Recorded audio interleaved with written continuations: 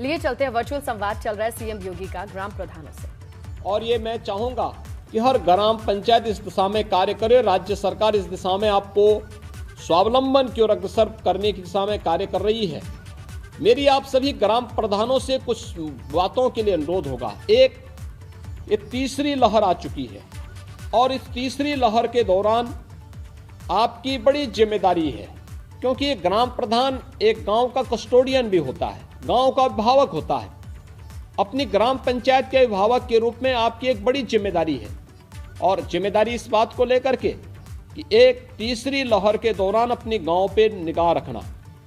गांव की निगरानी रखने की वजह के लिए पहला हमारा प्रयास होना चाहिए कि निगरानी समिति से जुड़े हुए जितने भी लोग हैं, आंगनबाड़ी, आशा वर्कर, एएनएम, पंचायत के प्रतिनिधि, यानी जितने भी आपके पंचायत के प्रतिनिधि होंगे, पंचायत के कर्मचारी होंगे, राजस्व विभाग के उस गांव के उससे जुड़े हुए कर्मचारी होंगे, इन सब की एक टीम बनाना जो पहले से बनी हुई, इसको एक्टिव करना। घर घर सर्वे करना। सर्वे में दो चीजें, एक, कोई व्यक्ति बाहर से तो नहीं आया है, सूची बना देना।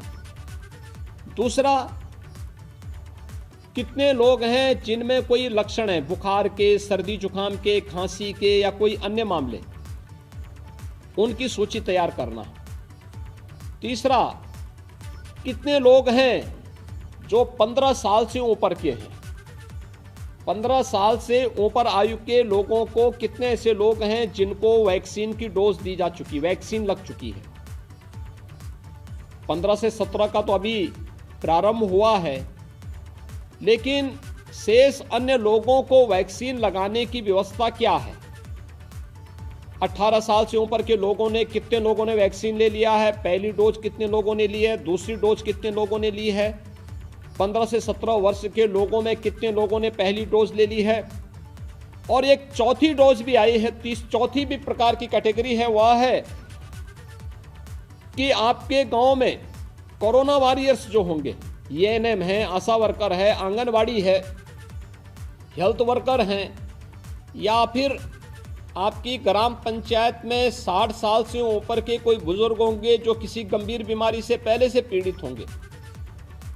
इन सब की सूची बनाना और सूची बना करके उस सूची को अपने एएनएम को उपलब्ध करवाना कि इन लोगों ने इतनी डोज, पहली डोज ले ली है, इतने लोगों ने दूसरी डोज ले ली है, इतने 15 से 17 वर्ष के नौजवानों ने, इतने लोगों ने डोज ली है, इतने लोग बचे हुए हैं, और 60 साल से ऊपर के लोग इतने हैं जिन लोगों ने अभी तक प्रिकॉशंस डोज यानी बूस्टर डोज इतने लोगों ने ली है। यह एक तो सूची तैयार करना। संदिग्ध व्यक्ति को, यानी कोई बाहर से आया है, सर्दी जुकाम खांसी बुखार कुछ भी है, उसको मेडिसिन किट उपलब्ध करवाना। अगर कोई लक्षण है तो आरआरटी की रैपिड रिस्पांस टीम को बुला करके उन लोगों को उनको टेस्ट करवाना। टेस्ट करवाने के बाद अगर किसी भी प्रकार का कोरोना आता है, कोरोना पॉजिटिव आता है, तो उसके लिए होम आइसोलेशन की व्यवस्था कराना। प्रतिदिन उसकी निगरानी करने की व्यवस्था करना। होम आइसोलेशन में सेपरेट रूम, सेपरेट टॉयलेट होना चाहिए, और कोई भी व्यक्ति उसके संपर्क में आए तो उससे वह पीपी किट पहने हुए हो। सावधानी रखें। देखिए, सेकेंड लहर की तुलना में थर्ड लहर, तीसरी लहर खतरनाक नहीं है, लेकिन बीमारी तो है, तो बीमारी में बचाव सर्वोत्तम उपाय है।